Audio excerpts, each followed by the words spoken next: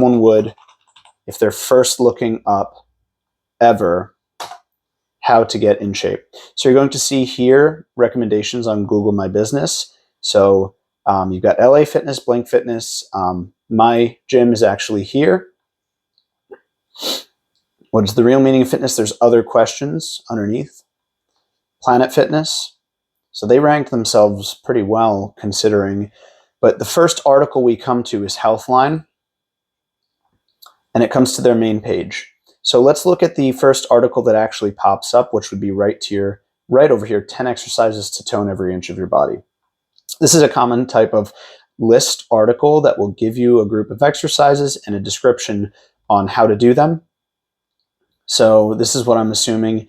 They're showing a video, or they're showing an image of a woman who's on a yoga ball doing a crunch outdoors. I have a couple different problems with this. Tone is a very misleading term. When I talk with my clients about what we are doing during our sessions, I describe when you're toning, if someone's coming in saying, I want to tone my arms, I want to get into better shape. Better shape, toning, these things are the equivalent of losing fat, gaining muscle, or losing fat and gaining muscle at the same time. The bigger issue becomes having people understand that losing fat, gaining muscle isn't something only bodybuilders do. It is the only way that you can tone. And you won't get over or too muscular. So for the guys, it's not only about gaining muscle. For the ladies, it's gaining muscle. You will not end up looking like Arnold Schwarzenegger. So I have a problem with the word tone. Explaining that to all my clients is something I've always struggled with. So this is one of the failures of the fitness industry, is in the labeling of different types of exercises and different methods of getting fit as incorrect. When you have correct terminologies, you're then able to break down the steps to get where the client actually wants to go a little bit easier, and that's a little bit more important. Although it's harder to communicate, oversimplifying results in failure for most clients. We've rounded up the 10 best and most powerful exercises to do every single day. Here's the issue. Best versus worst becomes a problem because there is different. I would say there are core moves. There are core as in not just abs. What I mean is there are primary movements that are very important, but they can be done in a multitude of ways. So again, this is the oversimplification in order to fit the article into a certain word count and to keep it a short read. Now, my blog posts are short reads as well, but I attempt to keep things in a way that allows you to still be informed. So let's see how this works. After 30 days, although you can also do them just twice a week, you can see improvements in your muscular strength, endurance, and balance. So here's an issue in just how things are worded, and you can lose people very quickly in your articles. After 30 days, although you can just do them twice a week, there's no statement of doing them once a week. There's no statement of doing them every day. It's talking about toning, which I hate, recomposing your body, every inch of your body. After 30 days, this doesn't make sense. It looks like a author, they didn't even read through this. They just put a article together. So look out for these common mistakes in grammar, because it means the person was released out to the public after. So I research and edit my articles. It takes me a while. It is someone trying to get fitness information out there, but mostly they're here for the ad revenue off to the side. So you're going to start with your feet standing shoulder width apart and arms down at your sides. That's pretty good starting position.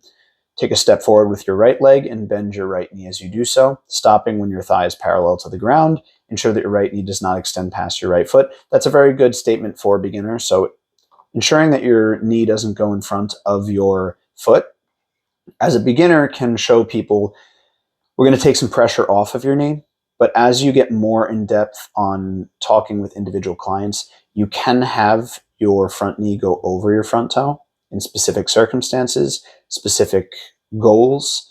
And if it was working one-on-one with one of my clients, we may actually purposefully put your knee to go over your toe, practicing for certain sports and positions. But as a general rule, it's very well known that trainers will say, don't put your knees over your toes. For more resources on that, there's a guy on YouTube called Knees Over Toes Guy. Look at him. He's got some very good information. Although I might not agree with everything he says, he's got a lot of good information as to why knees over your toes is not a problem. You're going to push off your right foot and return to the starting position. Repeat with your left leg. This is 1 rep. Now again, you see here, this is not a lunge. Complete 3 sets of 10. 3 sets of 10 reps is a very common rep scheme to start off with beginners.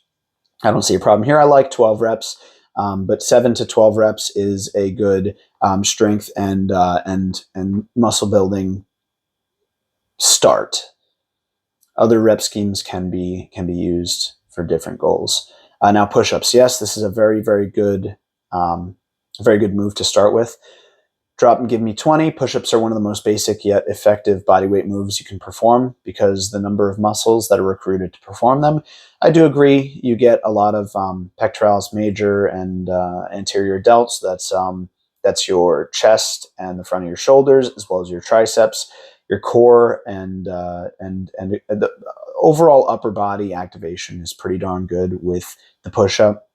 I'd say it's not the best upper body exercise out there, but for a beginner, if you don't have any equipment, it can be very good. The only issue is if you don't have the core strength to properly stabilize your hips and your body while you're doing your push-up, that would be something to consider where you can do push-ups up off of a raised surface, off of the wall, off of some steps, anything to make sure that you're able to keep your hips in line. If you have a tough time doing a plank, which they say this is where I was going with this, start in a plank position, your core should be tight, shoulders pulled down and back, and your neck neutral. Not a problem. If you don't know what a plank is as a beginner, then you're going to have a problem. So I would recommend first learning how to do a plank if you're actually a beginner, and then learn how to do a push-up. So starting with the most important movements, which would be core development, and then primary movements. So we're starting off with some slightly secondary movements. Lunges are split and balance. Push-ups is an upper body movement. I would consider it to be more important to start with movements that build your base and a higher quality of life. So those people who are either a little bit older or who are beginners will gain experience in the balance, hip hinge, and knee bend to get you into the proper movements, such as the squat, which is shown down here. Bend your elbows to begin to lower your body down to the floor. When your chest grazes it, extend your elbows and return to the start. Focus on keeping your elbows close to your body during the movement. Complete 3 sets of as many reps as possible. If you can't quite perform the standard push-up with good form, drop down to a modified stance on your knees. You'll still reap many of the benefits while building strength. Okay, that's a good modification. But again, this isn't the second move of most important that I would give. I would probably put this further down the list. Squats are probably the move I would put at the top of the list. So as a regular bodyweight squat, she has pretty good technique here. I would say a little bit more depth would be what I would involve in this, but overall, her back is flat. Her knees are just a little bit over her toes, but like I said, that isn't a problem. Squats increase lower body and core strength as well as flexibility in your lower back and hips. Because they engage some of the largest muscles in the body, they also pack a major punch in terms of calories burned. Now, I wouldn't really talk about calories being burned during strength exercise. Over the long run, people don't want to hear this, but the calories burned during exercise are typically offset by the amount of movement that you decrease in your daily life. When you exercise, there's been some studies, burning more calories during your workouts. It really is. It doesn't offset the amount you eat. It's very easy to overeat the amount of calories that you've burned. So if you burn 300 calories in an hour-long workout, which is very common, that's like one Snickers bar.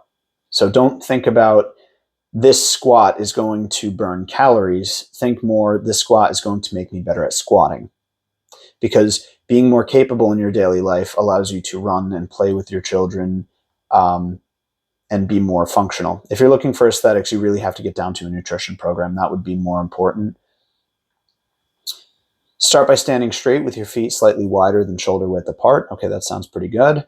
And your arms at your sides. Again, not matching the description to the image. So this is just a cut and paste article.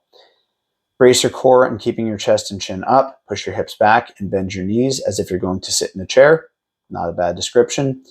Ensuring your knees won't bow inward. I don't know how to say that. Bow inward or outward. Drop down until your thighs are parallel to the ground. Bringing your arms out in front of you in a comfortable position. Pause for 1 second, then extend your legs and return to the starting position. I like the pause at the bottom. It ensures really good control over the movement. So that's a really good tip right there. So I'm going to put a big solid win for the article on this. Complete 3 sets of 20, slightly higher repetition range. That's not a bad thing for lower body work. If you're looking to build muscle, it's a little bit on the higher end. So you'd want to add a little bit more weight if you're an intermediate to advanced lifter on a 20 rep set. Typically, I recommend 7 to 12, especially for strength and efficiency of time, because those extra 8 reps over the course of 3 sets, that's an extra, 2 minutes every time you do this, and it adds up over time. Could be doing something more efficient with your time. Standing overhead dumbbell presses. Now, for a beginner, I probably wouldn't show this because it requires equipment. The lowest barrier to entry for a beginner would be one of two things. Gym with a trainer, because then someone is on top of you, so it's someone who can stick with you, but the barrier to entry there is money. And then the at home, where you can go lowest barrier to entry because you don't have someone there on top of you to make sure that you're working. So anytime you're recommending dumbbell presses, you're also recommending another hoop to jump through. So the type of person who won't go to a personal trainer, to have someone give them recommendations and make their life easier and less thoughtful on exercise, they can do what they need and have it explained to them by someone who knows. You want to either eliminate all of your obstacles of thinking by having someone there to help you think, or eliminate all the obstacles of purchasing and working from the at home. So I don't like the dumbbells being added into this as a beginner routine. Compound exercises, which utilize multiple joints and muscles, are perfect for busy bees as they work several parts of your body at once. A standing overhead press isn't only one of the best exercises you can do for your shoulders, but it also engages your upper back and core. Not bad demonstration here. They're recommending 10-pound dumbbells, but here's one of the issues I have with specific recommendations in an article that's meant for the general population. You have no idea if the person reading this article is an 85-year-old person with osteoporosis. You have no idea if this is a 17-year-old young man who can probably start his first set with 15-pound dumbbells. So this general recommendation is something that I wouldn't recommend. Pick a set of light dumbbells. We recommend 10 pounds to start. That could be really heavy for a certain person and you wouldn't even know. And then you're going to recommend 12 reps down at the bottom. I recommend pick a set of light dumbbells and then cut this out. Start by standing either with your feet shoulder width apart or staggered. Move the weights overhead so that your upper arms are parallel to the floor. Okay. Bracing your core, good. Begin to push up until your arms are fully extended above your head. Keep your head and neck stationary, not bad. After a brief pause, bend your elbows and lower the weight back down until your triceps muscle is parallel to the floor again. Not bad. There's other ways to do it, but this is all very good. Complete 3 sets of 12. This is the number I like. Again, that's just arbitrary. 7 to 12 is really the range. One of the things you want to avoid is having your hips come forward. So if we saw a view from the side, it's very common for people to lean backward as set gets further and further into the set, reps 10, 11, 12, they lean back and then their lower back is put at risk. So just avoid that. Not a bad move overall. Dumbbell rows, again, dumbbell rows, you heard me with the barrier to entry of purchasing equipment.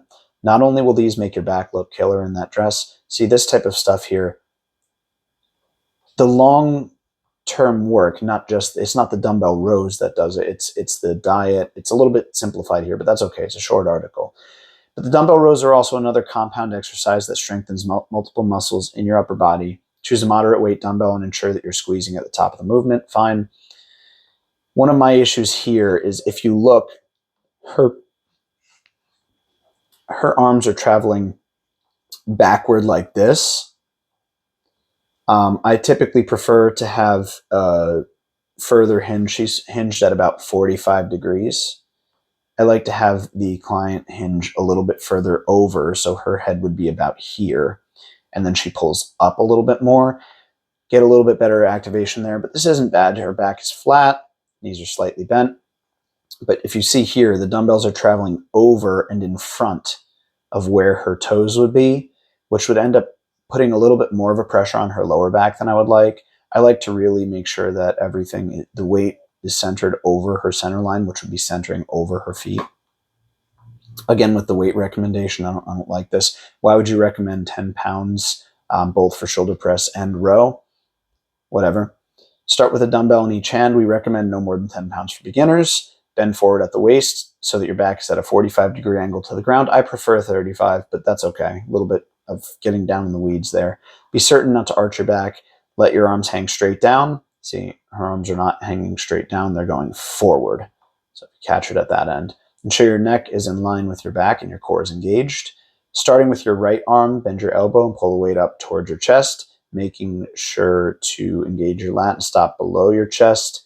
Return to the standing position and repeat with the left arm. Again, completely different than demonstrated.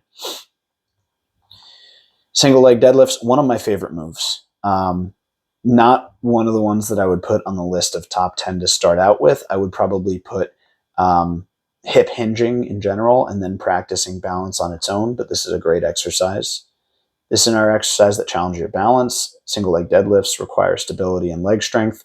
Grab a light to moderate dumbbell and complete this move. I would not complete this move with a dumbbell at first. Begin standing with a dumbbell in your right hand and your knees slightly bent, hinging at the hips. Begin to kick your left leg back behind you and lowering the dumbbell down towards the ground. That's fine. When you reach a comfortable height with your left leg, slowly return to the starting position in a controlled motion, squeezing your right glute. Ensure that your pelvis stays square to the ground. That's critical, super hard, almost no one can do that. Repeat 10 to 12 reps before moving the weight to your left hand and repeating the same on the opposite side. Not bad. Demonstration looks pretty good, so I'm not going to criticize. Again, dumbbells with both hands versus description. Burpees, another exercise I like. It's a little bit high intensity for who I would call a beginner. An exercise we love to hate. Burpees are a super effective whole body move that provides a great bang for your buck for cardiovascular endurance and muscle strength. Start by standing upright with your feet shoulder width and your arms down at your sides. With your hands out in front of you, start to squat down. When your hands reach the ground, pop your legs straight back into a push-up position. Jump your feet back to your palms. Get your feet as close to your hands as you can, landing them from the outside of your hands if necessary. Stand up straight, bringing your arms above your head, and jump. This is 1 rep. Complete 3 sets of 10 as a beginner. Now, one of the things I actually really do like about this is showing that completing 3 sets of 10 reps of burpees is practicing the technique rather than putting it into a circuit. So I'm going to give a solid point to this article for this, as allowing 3 sets of 10 for some of these moves. Ball slams, same deal. A lot of people do that too much in circuit training when in all reality it can be done in sets, just like weightlifting. There are places to put it in circuits, but as a beginner, it's something you'd want to do in sets. Side planks. A healthy body requires strong core at its foundation, so don't neglect core-specific moves like the side plank. Focus on the mind-muscle connection and controlled movements to ensure that you're completing this move. Should be static. So the movement here, if you're doing a side plank, there should be no movement. You should be stable from your head all the way to your feet. This is a little bit more of an advanced move. Lie on your right side with your left leg and foot stacked on top of each other. Prop your body up. Contracting your core, stiffen your spine, and lift your hips and knees off the ground, forming a straight line with your body. Return to the start in a controlled manner. Repeat 3 sets of 10 to 15 reps, then switch. See, I wouldn't recommend this. This is, first of all, not just a side plank. Side planks mean you would be holding the position for a length of time. 3 sets of 10 to 15 reps on this type of move here is quite a lot for even an intermediate exerciser. Planks are an effective way to target both your abdominal muscles and your whole body. Planking stabilizes your core without straining your back the way sit-ups or crunches might. Begin in push-up position with your hands and toes firmly planted on the ground, your back straight and your core tight. Keep your chin slightly tucked and your gaze in front of your hands. Take deep, controlled breaths while maintaining tension throughout your entire body. So your abs, shoulders, triceps, glutes are all engaged. Complete 2 to 3 sets of 30 seconds holds. So this is a very good move. One of the issues only is that it might be, again, too intense for a beginner, so you might want to go on your knees. There's other variations, and I will be providing a list of my preferred movements if you're in the gym and movements that you're not in the gym, with a link over to an article as I edit this YouTube video for Monday. The article will come out on the recommendations for this list. So I will edit and add a blog post article in there. But again, this is not a plank. This is a knee bend. Glute bridge, huge, huge, huge, huge. Add this in to your routine. Everybody, beginners, intermediate, everybody. The glute bridge is so important. The glute bridge effectively works your entire posterior chain. Awesome, which isn't only good for you, but it'll make your booty look prettier too. Perkier too, fine, whatever, you can call it perky, but this is critical for health. Not just building muscle. You're going to be helping your posture. Start by lying on the floor with your knees bent, feet flat on the ground. Good. Arms straight at your sides with your palms facing down. Fine. Pushing through your heels, raise your hips off the ground by squeezing your core, glutes, and hamstrings. Your upper back and shoulders should still be in the contact with the ground. Fine. And your core down to your knees should form a straight line. Pause 1 to 2 seconds. Good. I like that pause at the top to have control over the position, and return to the starting position. 10 to 12 reps, 3 sets. I don't see a problem with that. Having a band around your legs is definitely a good recommendation. And I would hold your toes off the ground the entire time to really push through those heels. But otherwise, this is a very good demonstration. How to improve your workouts. These fundamental exercises will do your body good. Again, I've got other recommendations. If I were to give a list of 10, I'm going to type them out in just a second for beginners at the gym. And then I'll give another list for people who are not at the gym. If you notice yourself breezing through and barely breaking a sweat, focus on progressive overload by making each move more challenging by adding 5 more reps. Okay, maybe add 1 or 2 more reps even. You don't need to immediately jump to 5, but not bad. Adding more weight. Yeah, that's a very good way. Progressive overload, basically adding more reps or adding more weight. Tacking on a jump to moves like squats and lunges for beginners. This is quite a bit, so be careful with additions, but that does progress intensity, so you can progress the intensity, complexity, the weight, or the reps on an exercise in order to make sure that exercise progresses for you. This was written by Nicole Davis, or this was edited more likely by Boston-based writer, ACE certified personal trainer and health enthusiast who works to help women live stronger, healthier, happier lives. Her philosophy is to embrace your curves and create your fit, whatever that may be. She was featured in Oxygen magazine's Future of Fitness in the June 2016 issue. Follow her. I'm not saying there's any issue with her as a trainer, just that it was probably a boilerplate article.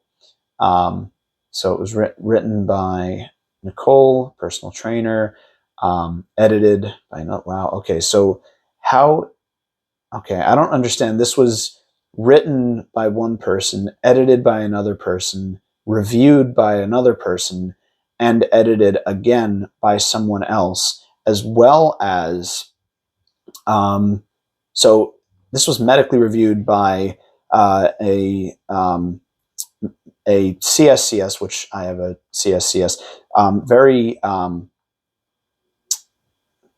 This is very interesting. So we've got this medically reviewed, and yet we still have at the top of the list a move that is probably not as important as this move. We have differences between the demonstrations and the descriptions. It seems that the people who are editing this, nothing against them, but they're looking for positions in editing and having their names in different places. So not that I'm any different. I'm looking to be involved in editing and writing, but we can go